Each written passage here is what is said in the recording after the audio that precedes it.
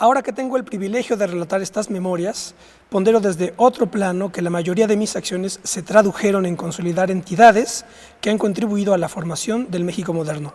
Son las instituciones creadas al amparo de mi dictadura el motor del funcionamiento de la República en el presente.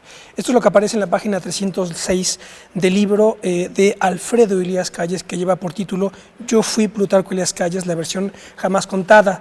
Se trata de una biografía escrita en forma de memorias de una de las figuras fundamentales de la Revolución Mexicana, que por vicisitudes políticas ideológicas muy concretas ha de alguna manera quedado quizá eclipsada o quizá oscurecida la figura de Plutarco Elías Calles, y se ha querido interpretar bajo la categoría de jefe máximo u hombre fuerte de la revolución, y ya digo, ha querido ser desplazada, digamos, para sacarlo del foco que a la luz de este libro vuelve a tener el centro de la atención.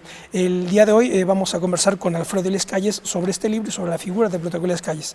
Quédese con nosotros, esto es Plaza de Armas.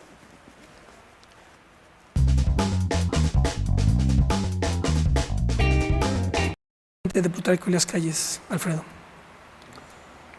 La interpretación del maximato. Del maximato. Bueno, el maximato es, en términos de información general, es el periodo en que se define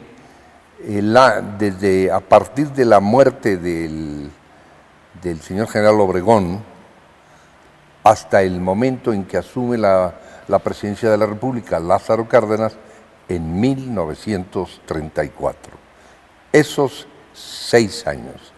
Es conveniente recordar que a raíz de la reelección del general Obregón, que es un periodo muy difícil, fue muy difícil, no solamente para Calles, sino para la revolución misma, porque como bien sabes, la revolución, el postulado primario era el de no permitir la reelección de nadie, ¿no? Sufragio efectivo, no reelección.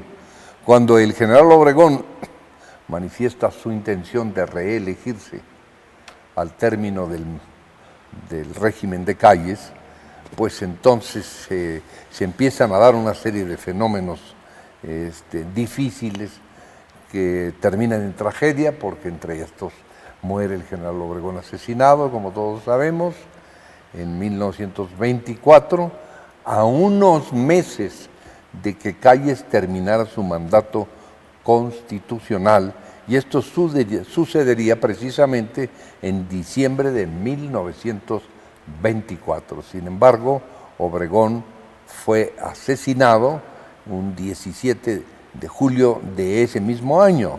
Por lo tanto, a unos meses de concluir la tarea. Él ya era entonces, Álvaro Obregón, presidente electo de México. Lo importante de señalar en este caso es que esa sería también la primera ocasión en que la Constitución habría de ser modificada para permitir dos cosas. Primero, la reelección solamente por un periodo. Es decir, Obregón podría reelegirse, pues ya había sido presidente anteriormente, pero solamente por un periodo más.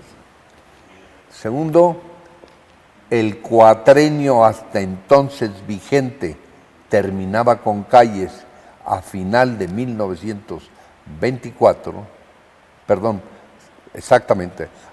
de 24 a 28. En 28 Calles termina su periodo presidencial, y a partir de ahí se inician los 6 años tradicionales, que son los que prevalecen hasta hoy día. Creo que dije mala fecha antes. Calles gobernó de 24 al 28. Álvaro Obregón asumiría la presidencia a partir del 1 de diciembre de 28 y terminaría en 34, que es cuando históricamente asume el poder Lázaro Cárdenas en la presidencia de la República. Entonces, a partir de ahí ya estamos hablando de 6 años esta sería la primera vez. Así las cosas, al término de 28, Calles se encuentra en una situación muy difícil, muy delicada, y prácticamente es un verdadero parteaguas en su vida y en el de la República. ¿Por qué? A la muerte del general Obregón, la única figura visible, sin duda alguna, era el propio Plutarco Elías Calles. El Senado de la República y el Ejército le pedían encarecidamente prolongase su mandato, que era, dije ya, de 4 años, al menos por 2 años más, utilizando ya la modificación que se había hecho a la Constitución de crear el sexenio. Entonces le dijeron, señor general, por lo menos 2 cuando años menos más cumpla usted 6 años y déjenos el país razonablemente organizado. Calles se negó terminantemente a ello. Hubo 2 razones para ello. En primer lugar, porque la verdad de las cosas es que Calles estaba muy cansado, en lo físico y en lo moral. La muerte de Obregón lo dejó devastado a Calles. En segundo lugar, porque aún teniendo esa oferta tan clara, iba en contra de su prédica, su evangelio político, que estaba concentrado en la creación de una institución política que permitiese en forma ordenada que los mexicanos orientasen sus inquietudes políticas y no sus ambiciones a través de una multitud de formas, desde la guerrilla hasta la ambición pura.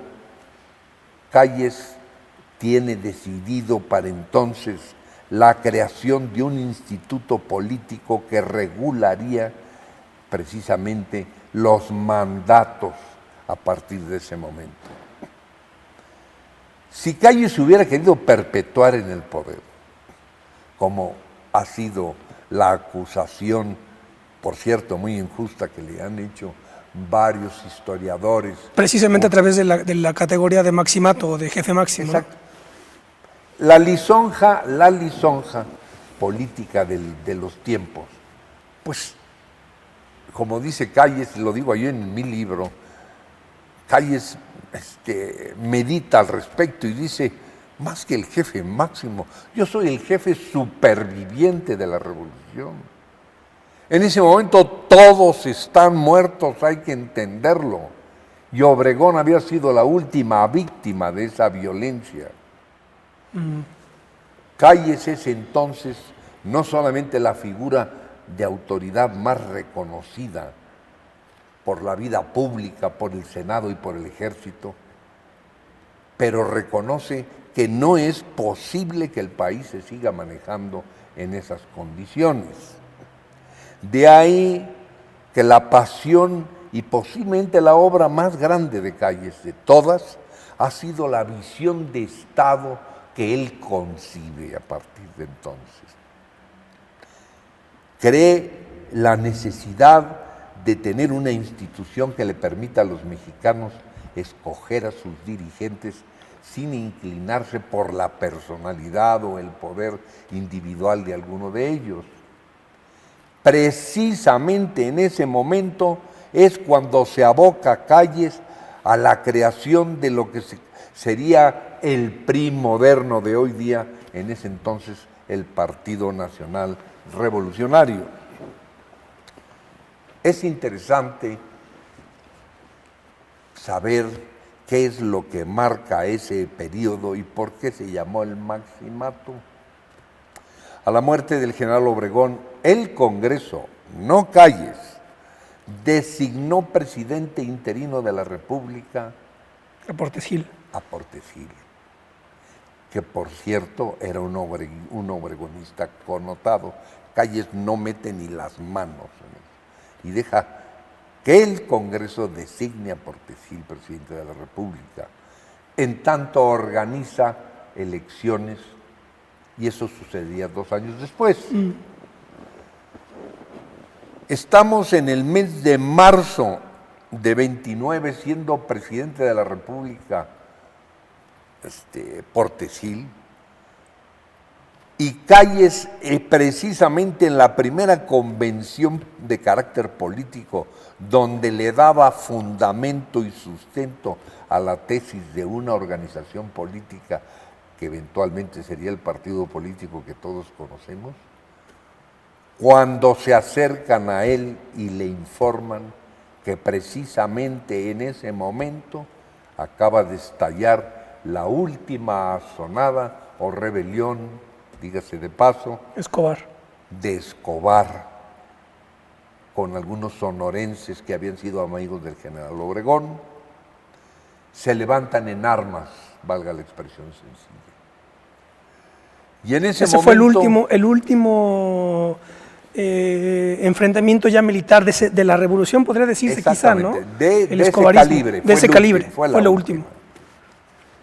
Y en ese momento, el ministro de Guerra, el secretario de Guerra y Marina en ese tiempo, era un soldado, por cierto, un soldado ejemplar mexicano, Joaquín Amaro. Que se llamó Joaquín Amaro, y era el que ocupaba esa oposición en el gabinete del presidente Portesil.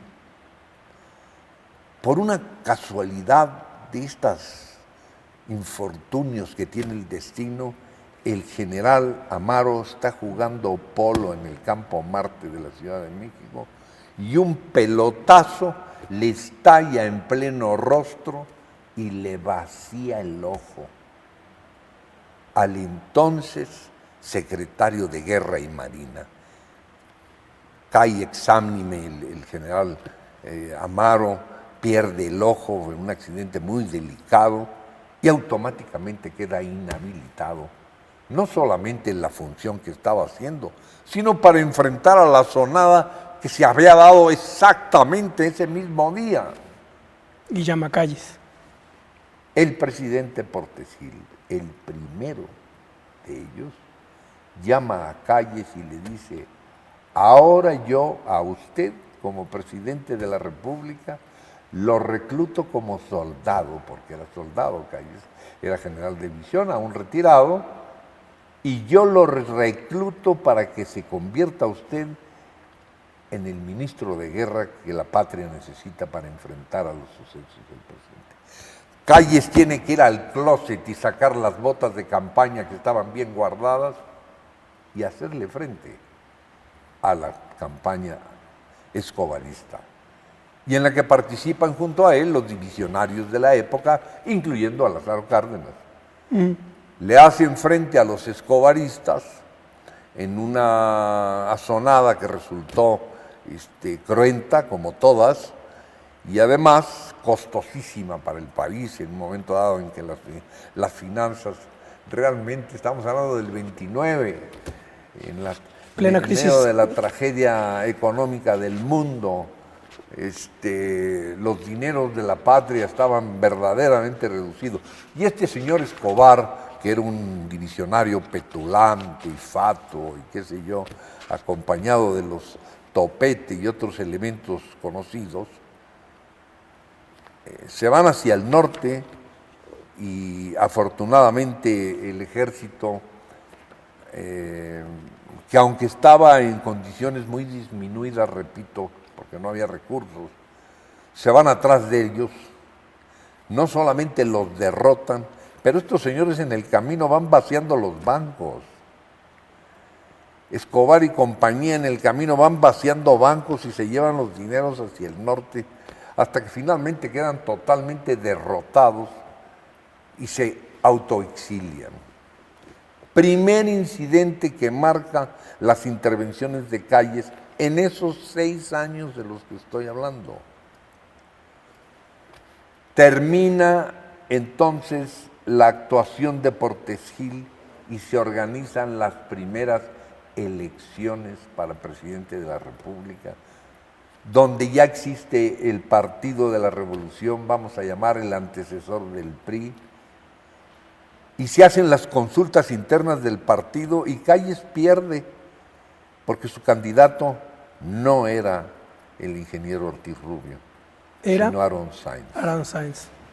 Aaron Sainz era su candidato favorito, era un hombre además que hubiera resultado un magnífico presidente de la República, por cierto, y además casualmente casado una hermana de él con un hijo de Plutarco Elías Calles, o sea que había una relación muy íntima entre ellos.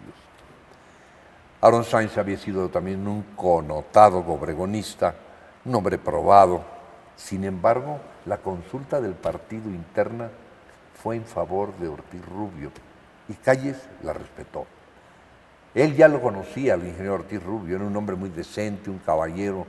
Cuando Calles fue como presidente electo a Europa por vez primera, fue el primer presidente mexicano que fue a Europa como presidente electo. Alfredo, déjanos hacer un corte, vamos a hacer un corte y ya volvemos. Estamos conversando sobre este libro sobre Plutarco Elías Calles. No se vayan.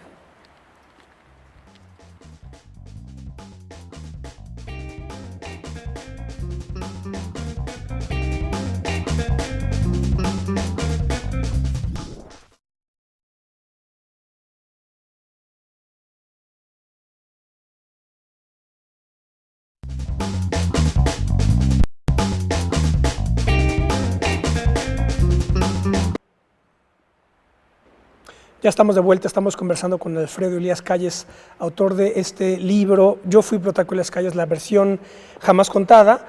Un libro interesantísimo porque aporta una perspectiva que, aunque parezca una rareza nueva, no se había hecho una perspectiva como la propia de Plutarco Elías Calles para contar su versión de todo lo que fue ese periodo tan importante y constitutivo de lo que es el México moderno, y como lo hemos estado comentando, ese proceso de alguna manera encuentra uno de sus primeros momentos de cristalización en la figura y en el liderazgo de don Plutarco Elías Calles, que, como también nos lo ya decía Alfredo, entre otras cosas crea el Partido Nacional Revolucionario, que es, digamos, el origen de lo que hoy es el Partido Revolucionario Institucional, y además de otras instituciones de las que ahora hablaremos. Pero nos estábamos quedando precisamente en la elección del 29, en donde el candidato, ya en el contexto del Partido Nacional Revolucionario, el candidato de Plutarco Elías Calles era Aaron Sainz, no es él, es Pascual Ortiz Rubio, que compite con Vasconcelos y con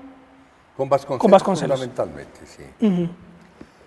El ingeniero Ortiz Rubio, repito, a pesar de que no fue elegido por Calles o por el dedo de Calles, como por ahí se dice, le ganó la elección a Vasconcelos. Y no porque fuera mejor candidato que Vasconcelos, en la realidad de las cosas es esa.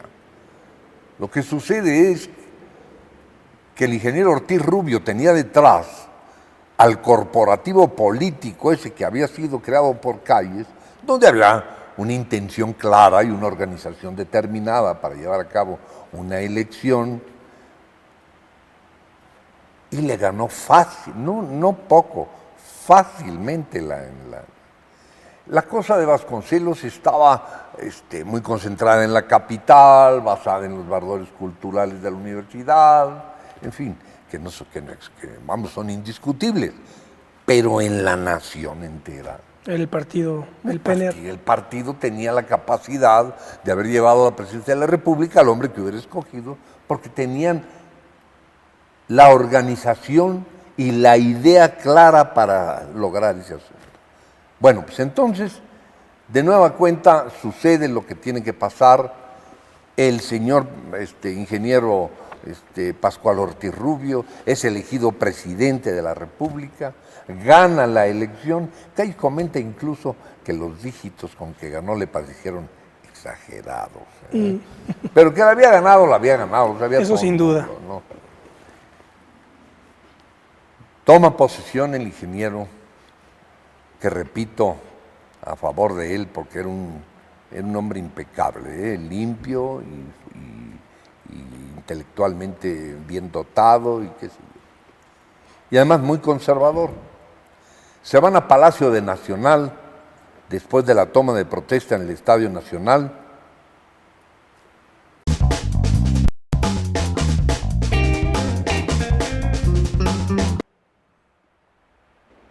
Ya estamos de vuelta, estamos conversando con Alfredo Elías Calles, autor de este libro, Yo fui Plutarco Elías Calles, la versión jamás contada.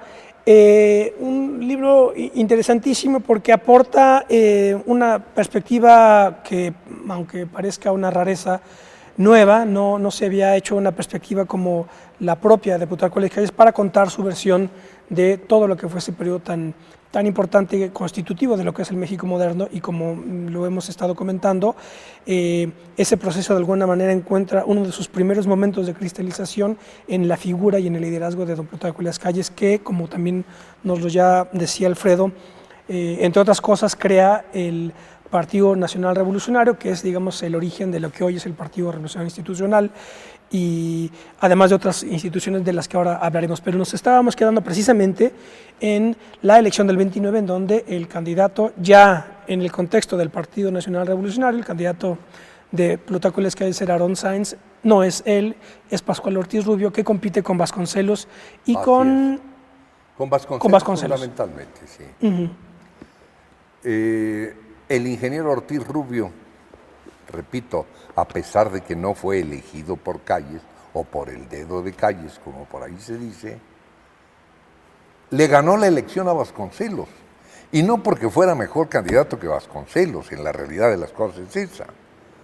Lo que sucede es que el ingeniero Ortiz Rubio tenía detrás al corporativo político ese que había sido creado por Calles, donde había una intención clara y una organización determinada para llevar a cabo una elección, y le ganó fácil, no poco, fácilmente la cosa de Vasconcelos estaba muy concentrada en la capital, basada en los valores culturales de la universidad, en fin, que son indiscutibles, pero en la nación entera. El partido, el PNR. El partido tenía la capacidad de haber llevado a la presidencia de la República al hombre que hubiera escogido, porque tenían la organización y la idea clara para lograr ese asunto. Bueno, pues entonces, de nueva cuenta, sucede lo que tiene que pasar. El señor ingeniero Pascual Ortiz Rubio es elegido presidente de la República, gana la elección. Calles comenta incluso que los dígitos con que ganó le parecieron exagerados.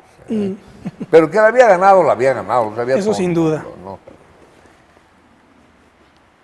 Toma posesión el ingeniero, que repito, a favor de él, porque era un hombre impecable, limpio y intelectualmente bien dotado y qué sé yo. Y además muy conservador. Se van a Palacio de Nacional después de la toma de protesta en el Estadio Nacional a tomarse una copita, el brindis del día. Como él era un hombre conservador, había un Cadillac, que era el Cadillac presidencial de los tiempos, y decide que se retira temprano, se despide de todos los generales y los militares que estaban ahí, y acompañado de una sobrina y de su esposa, se va rumbo a su casa. Pero exactamente en las puertas de Palacio Nacional, agazapado ahí, estaba un individuo de formación sinarquista, que en el momento en que el presidente va saliendo de Palacio, saca una pistola y le dispara a través de la ventanilla del auto, y milagrosamente la bala solamente le pega sobre un maxilar, pero vamos, creo que es la primera vez en la historia de México en que el presidente de la República pasa su primera noche en la Cruz Roja. Así fue la triste historia de Pascual Ortiz Rubio. La tragedia de esto no fue tal cosa, sino que quedó impedido en lo físico, porque no podía ni hablar. El presidente Ortiz Rubio tuvo que ser vendado prácticamente como una momia, así lo reflejan los tiempos, y Calles se refleja, una momia, ¿no? Con el maxilar totalmente fijo, ¿me entiendes? Tenía que escribir instrucciones. El presidente de la República. Alimentarse con un popote y cosas de ese tipo. Pero además psicológicamente el hombre quedó intimidado. No es para culparlo, ¿verdad? Quedó intimidado, se fue al castillo y entonces se dio un fenómeno que realmente todos lamentaron, pero que es profundamente cierto. La Revolución Mexicana seguía tambaleante, hay que entenderlo, no estaba consolidada, tenía muchos enemigos, la reacción era enemiga, los americanos eran enemigos, las finanzas internacionales no veían con simpatía a la revolución y finalmente el clero presente. Con un régimen todavía que no se consolidaba y no adquiría firmeza. Estaba tambaleante aquí. Yo creo que ese es el error fundamental, me parece a mí, de estas interpretaciones que lo quieren ver precisamente como un hombre, digamos, autoritario, excesivamente, como el jefe máximo, como se dice de la revolución, cuando la revolución todavía no terminaba en realidad. Peor te digo, mira, cuando sucede eso, Calles lo percibió realmente como una cosa verdaderamente desafortunada, porque Ismael, ¿a dónde volteaban las corrientes políticas y militares si no era para hacer allá? El presidente impedido, física y psicológicamente impedido. Las miradas se cruzaron hacia donde estaba Calles a pedirle instrucciones, ¿y ahora qué hacemos? Y todavía, para hacer este asunto más claro, Calles vivía en la calle de Ansúrez, hoy Melchor Ocampo, estamos diciendo enfrente del castillo.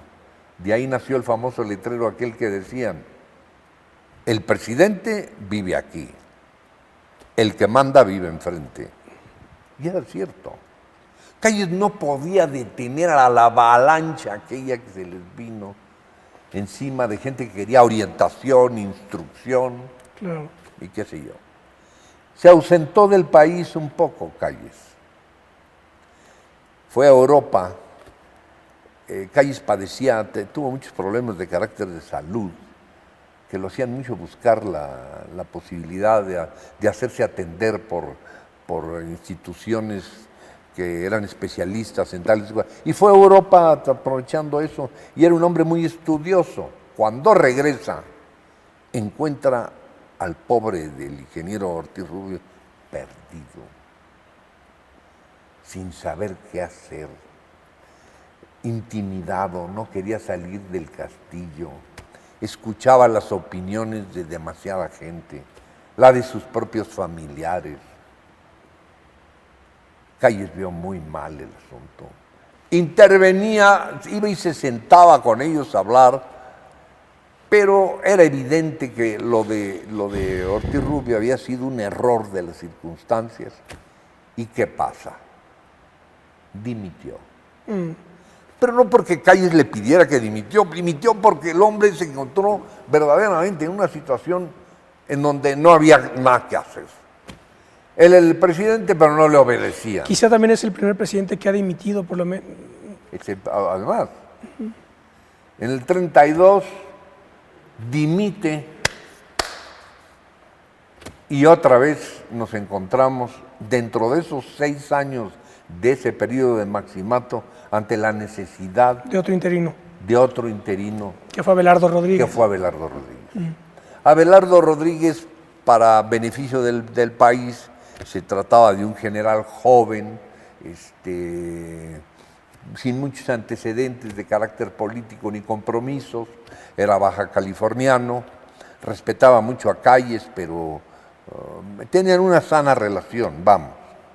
Al punto, curiosamente, eso no lo menciono en el libro, de que cuando asume la presidencia de la República, aunque fuera forma interino, lo haría hasta el año de 34, Abelardo Rodríguez le prestó su casa, su finca, a Calles para que se retirara a la Baja California.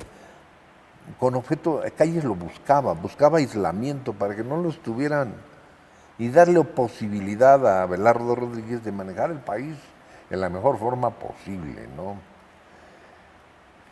Así pues, el periodo que se inicia con la muerte de Obregón, el itinerato de Portes Gil, hasta el término de Abelardo Rodríguez, son los 6 años que debió haber gobernado Obregón y haber vivido. Ahí termina la Revolución Mexicana. Esto es muy importante de entender. Ahí termina la Revolución Mexicana. Cuando Lázaro Cárdenas asume la presidencia de la República, promovido por el partido del que ya hemos hecho mención, se inicia lo que se debe conocer como el presidencialismo mexicano. Si bien este maximato que ya explico se debió a dos infortunadísimos Sucesos. incidentes, ¿verdad? A partir de ahí, Lázaro Cárdenas es el primer presidente que cumple con su sexenio completo, ¿no? Ininterrumpido hasta nuestros días. Sí. Eso se llama el presidencialismo mexicano por dos razones. Primero, porque es el periodo en que el presidente cumple su función, y segundo, se inaugura la época en que el presidente designaría a su sucesor. Cárdenas designa a su sucesor, a pesar de que el sucesor no era el más popular del momento. Juan Andreu Almazán había ganado esa elección. Cárdenas por vez primera impone el dedo presidencial a partir de entonces. Y eso nunca más, hasta nuestros días, hasta Fox, vamos a ponerlo así, se llevó a cabo. 6 periodos. Hay una cosa que yo quiero leer, preparé para leerte, pero que es muy impresionante y que muestra lo que te digo. Mira esto. Porfirio Díaz gobernó a México 31 años, 3 meses y 18 días. No hay la menor duda de que el maridaje de Porfirio Díaz y el clero mantuvieron al país en paz y en un crecimiento relativo, pero nadie debe olvidársele que los mexicanos durante ese mandato ganaban 35 centavos al día, ¿no? Al retiro del señor Porfirio Díaz, León de la Barra fue presidente 5 meses y 10 días. El señor Madero finalmente en 13 asume el poder presidencial y gobernó 1 año, 3 meses y 18 días. Cuando viene el asesinato y la fórmula aquella donde le proponen que renuncie a cambio de su vida, Pedro Lascurain fue presidente 45 minutos. Victoriano Huerta, 1 año, 4 meses y 27 días. Eulalio Gutiérrez en la Convención de Aguascalientes, 2 meses, 10 días. Le sigue Roque González Garza, 4 meses, 25 días. Luego sigue el licenciado Francisco Lagos Cházaro, 1 mes. Sigue el licenciado Carvajal, 28 días. Llega Venustiano Carranza y empieza a cobrar la revolución orden. Carranza gobernó 5 años, 7 meses y 5 días. Muere Carranza. Adolfo de la Huerta, otro itinerato de 6 meses y 5 días. Álvaro Obregón cumple su periodo 4 años.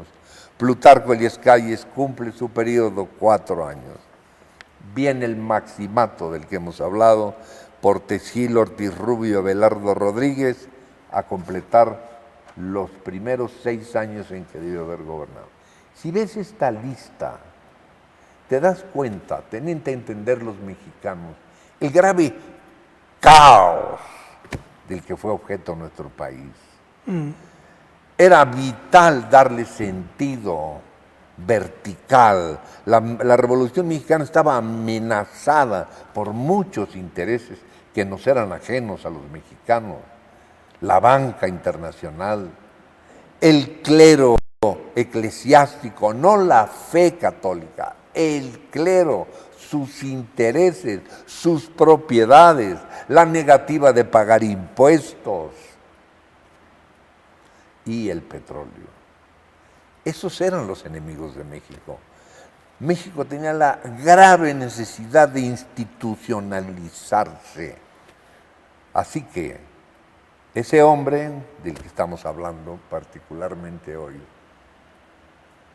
tuvo varios méritos, no muy claros, pero si alguno es absolutamente transparente y definitivo, fue la visión de darse cuenta de que solamente México podría sobrevivir independiente, creando un régimen que le diese estabilidad, consistencia y estabilidad a las cosas. Y ve tú, a partir de lo que sucede con Lázaro Cárdenas en 1934, ininterrumpidamente se han cumplido los plazos y estamos a punto de que se cumpla uno nuevo. Así que espero que quede claro pues que eso del maximato no es un acto de voluntad de Calles donde dijo yo quiero mandar aquí sí, a es que así lo han querido plantear, me parece, ¿no? ¿Por qué la ruptura Cárdenas Calles? ¿Por qué tiene que expulsarlo? Bueno, esto es bien importante. Mira, ha terminado lo que hemos dicho del famoso maximato. Primero debo explicarte quién eligió a Lázaro Cárdenas presidente de la República. No fue Calles, curiosamente. Hay que tomar en consideración que Plutarco Elías Calles era 20 años su mayor. Por lo tanto, no eran amigos. Los amigos de Lázaro Cárdenas eran los hijos de Calles. Él solamente fue, bueno, pues su jefe, su mentor, su guía, durante un periodo muy largo, más de 20 años. Cuando vino la sucesión presidencial después de Abelardo Rodríguez, se recurrió a la mecánica tradicional. El Partido de la Revolución, el Partido Nacional Revolucionario, hizo consultas. Habría 3 candidatos. Uno de ellos, el favorito, era Manuel Pérez Treviño, quien había sido presidente del propio partido, un político destacado. El otro, Carlos Riva Palacio, un callista connotado. Y el tercero fue Lázaro Cárdenas del Río. Calles no quiso pronunciarse claramente en favor de ninguno de ellos, a pesar de que estaban esperando todos que tomase la decisión. Mientras todo esto sucede, el gobernador del estado de Sonora a la sazón, estamos hablando del 33, era Rodolfo Elías Calles, tío mío, hijo del general Calles, que era gobernador del estado de Sonora. En un momento dado de indecisión, Calles le pide al grupo del partido que hagan una consulta con los gobernadores, que por cierto se encontraban en un sitio distante, pues en una convención de gobernadores, valga la expresión. En esa convención, Rodolfo Elías Calles se pronunció por Cárdenas. Ismael, piensa tú cuál fue el mensaje del mercado político. Si Rodolfo Elías Calles escogió a Lázaro Cárdenas, el viejo Calles, como solían decirle, ha decidido que sea Lázaro Cárdenas. Y se vino la cargada. Ese es tan fácil de explicar como eso. Calles acompañó a Cárdenas a la campaña y todo esto que suele ser normal de los actos presidenciables. Y sucede una cosa interesante. Calles se retira, se va al noroeste del país. Estaba, ya te he repetido antes, físicamente muy disminuido. A pesar de que no estaba tan grande, había sido muy castigado. La revolución lo dejó muy, muy castigado a Calles. Encantado de la vida en las costas de Sinaloa, le gustaba mucho jugar baraja y lejos, sin comunicaciones. No le gustaba que acudiera mucho a la gente a hacerle consultas de carácter político. Sin embargo, es un hecho, documentado, el presidente Cárdenas seguía consultándolo. Alfredo, déjame hacer un corte más y nos quedamos con las consultas de Cárdenas con el presidente Calles. Ya volvemos, estamos hablando sobre Yo fui Plutarco Elías Calles, la versión jamás contada de Alfredo Elías Calles. Ya volvemos.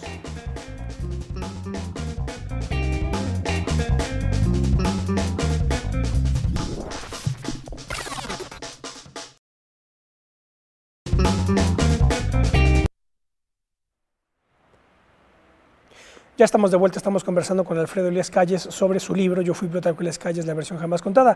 Plutarco Elías Calles nace en 1877 en Guaymas, Sonora, y muere en 1945.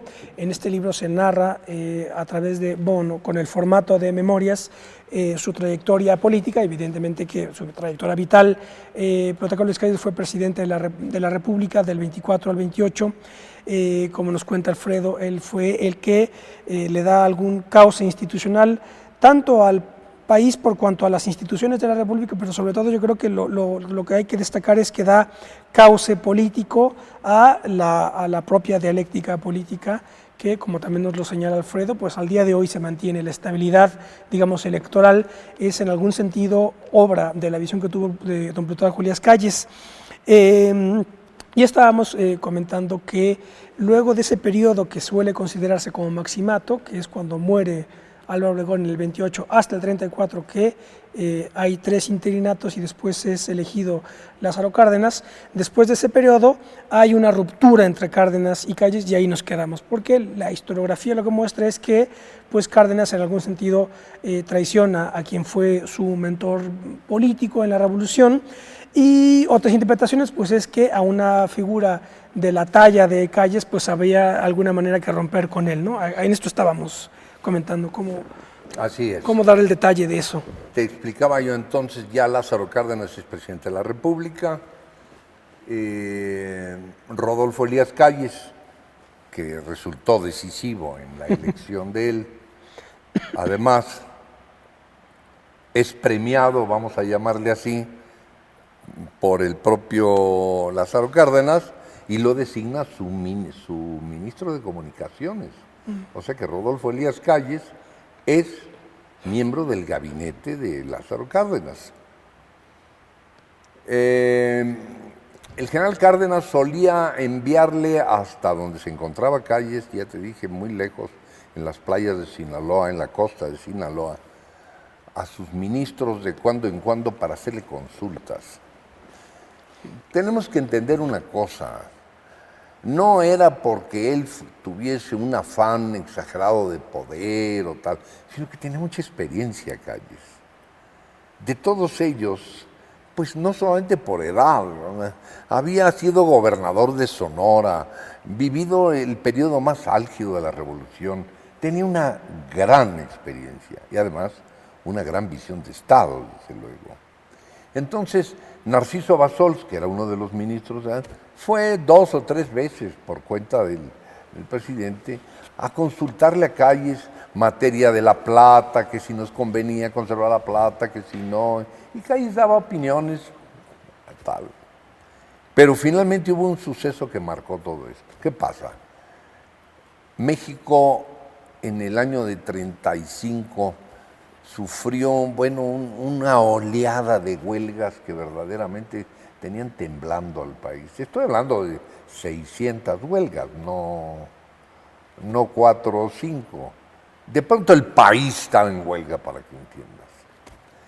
Y un día, estando el general Calles en este lugar de retiro del que hablo, aterriza sobre... No había comunicaciones, no había ni luz, para que me entiendas. No había twitters. De pronto Ismael aterriza un avión monomotor sobre la playa, y ¿quién viene a bordo? Su hijo, Rodolfo Elías Calles, ministro de Comunicaciones, con una carta del presidente Cárdenas, pidiéndole que venga a México a ayudarle a resolver la crisis que se presenta, de las huelgas que estoy hablando, que tenían al país tambaleante, y que él estaba seguro de que, utilizando el prestigio del general Calles, que además era muy obrerista, había sido muy obrerista, pues que por favor, tal. Calles lo piensa 2 o 3 días, pero finalmente el hijo presente y la presión acepta venir a México. Viene a México y ¿quién lo espera en el aeropuerto? Nada menos que el presidente Cárdenas, dándole las gracias por haber venido y tal. Una semana después de eso, Calles hizo unas declaraciones a la prensa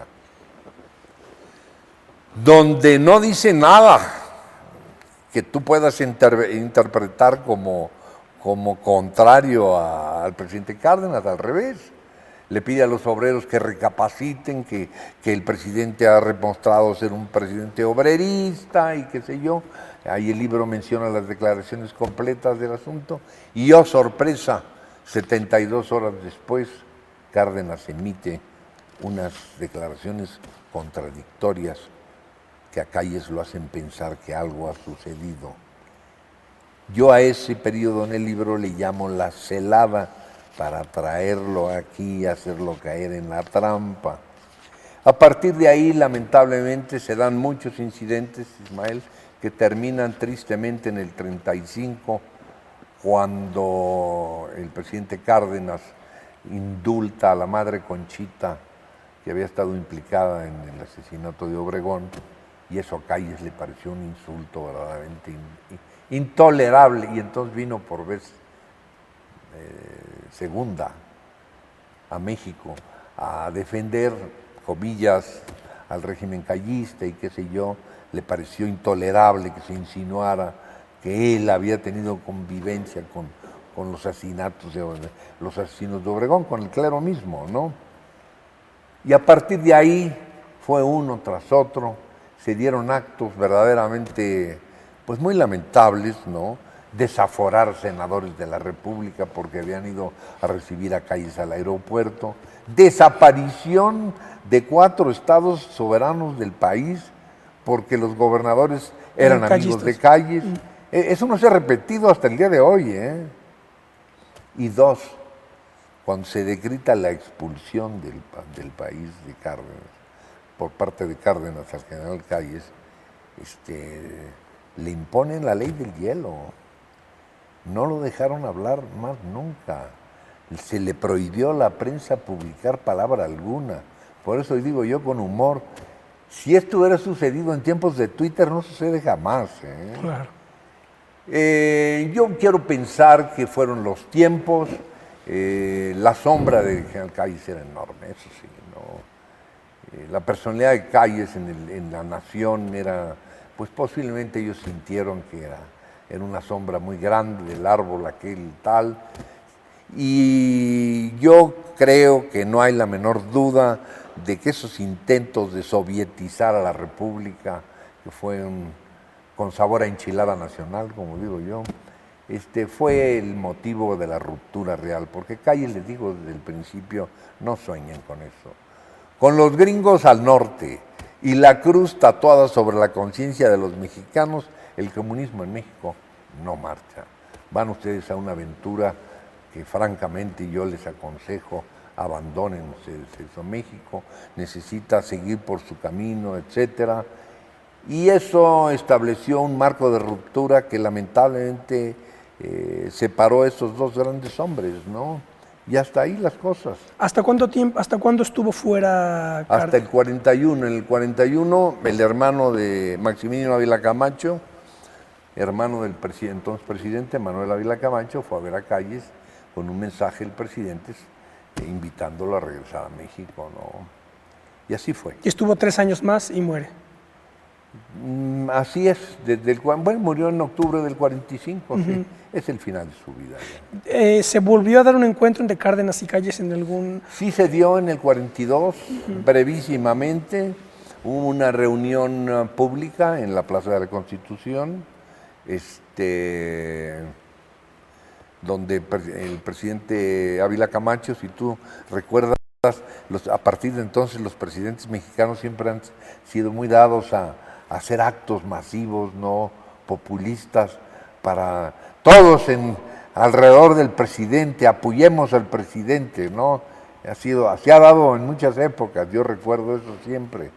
Pues esta fue posiblemente la primera vez, ¿no? México estamos hablando del 42, México fue forzado a entrar a la guerra por los americanos, porque eso fue un cuento, eso del hundimiento de los petroleros, y se vieron brevísimamente ahí, y no en forma muy grata. Se saludaron Y ahí nada más. lo básico, y yo me atrevo ahí, como te consta en el libro, a aseverar otras cosas, porque sin duda alguna no hay traición a México, cuidado, una traición personal del alumno a su maestro, más nada. La traición fue a Calles, no a México, no, porque alguna vez usted me dice que Cárdenas traicionó a México. No, señor, no. Traicionó a su jefe, a su maestro. Igual que si usted traicionara al suyo, es todo. Hasta ahí. ¿Qué se puede esperar de este libro, Alfredo? Bueno, pues mira, interesante. Primero yo espero que los mexicanos, los que son no muy adictos a leer aspectos históricos, que lean este libro, porque desde el punto de vista literario me he esforzado mucho en que sea un texto digerible, no pesado, no es un ladrillazo, vamos, ¿no? Donde te lleno de datos y que a las 14 páginas te mandan a ver la telenovela, no. El libro es interesante, no es especulativo, tiene la visión íntima del ser humano, que lo fue, Calles desde luego, no más faltaba, y además cuenta la historia absolutamente de forma verosímil. El libro tiene un sustento de carácter histórico espléndido, comentado, aplaudido, así que me siento muy satisfecho con ello, la verdad. ¿Cuánto tiempo te llevó la investigación, la redacción? Bueno, este libro tardó en formarse, la verdad de las cosas, no menos de 8 años, porque no solamente era la investigación histórica, sino faltaba la parte familiar, los testimonios orales de gente que le conoció, que tuvo tratos con él, y eso me permitió la creación integral del personaje extraordinario que fue este hombre, ¿no? ¿Por qué había pasado tanto tiempo sin que, como me decías, los Calles no dieran la versión, digamos, de los hechos? Fíjate qué curioso. Hoy estaba leyendo en la mañana una entrevista del maestro Pajés Hiergo de 1935 que entrevista a Calles en California. Y Calles le dice que nunca ha sido su costumbre hablar de los presidentes o de los políticos mexicanos fuera de su país, que él no acostumbra a eso. Y dos, que jamás lo hará. A partir del destierro de Calles, no volvió a hablar más nunca. Se convirtió verdaderamente en una tumba. Afortunadamente para la historia, los archivos de Calles son muy importantes. Hoy día ya muy bien manejados, son... En el archivo Calles Torreblanca, ¿no? Hay 500,000 de documentos digitalizados, imagínate tú. O sea que no hay forma de especular con opiniones y cosas.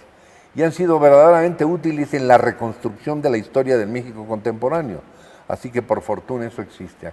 A mí me tomó mucho tiempo poner todo eso junto para hacer de ese libro no solamente un material valioso, sino además de que no fuera a faltar al honor de mi familia, ¿verdad? Claro. Bueno, Alfredo, pues te agradezco muchísimo. No sé si quizás yo hacer a ti un por comentario. Tu invitación, de verdad. Y a ustedes, mexicanos, amigos, lean. Este libro está interesante. El libro tiene carnita. No es nada más una relación de hechos históricos. No es libro de primaria de historia, léalo. Muy bien, pues yo también recomiendo el libro Yo Fui, Plutarco Calles, la versión jamás contada de Alfredo Elías Calles, un trabajo interesantísimo que, como lo dice Alfredo, llevó años de investigación, contado como si fueran las memorias de don Plutarco, y pues nos narra la versión que Plutarco Elías Calles tiene de un periodo tan importante como fue la Revolución Mexicana, que quizás sería un error llamar la revolución, fueron varias revoluciones ahí, ¿no? Así es. Muy bien, pues esto ha sido Gracias a todos. Nos vemos la próxima, hasta pronto.